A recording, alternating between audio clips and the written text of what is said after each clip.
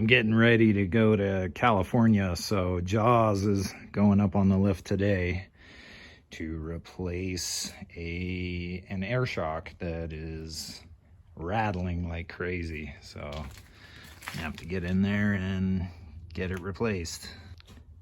Let's pull all this stuff off. I haven't messed with air suspension before, but here's my plan. I'm gonna undo the electrical connection for the pump and then bleed the air out of that guy. I did review the service manuals and it goes something like that. There we go, pump disconnected.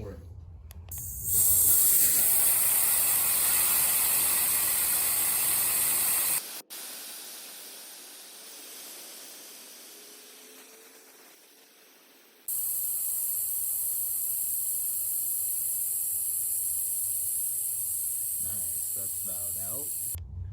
And then I'm gonna slowly loosen this one and see if any air leaks out. I'm assuming it will. There we go, got a little bit of air coming out. I'm gonna let that bleed down. I'm gonna let that bleed out and pick it up tomorrow.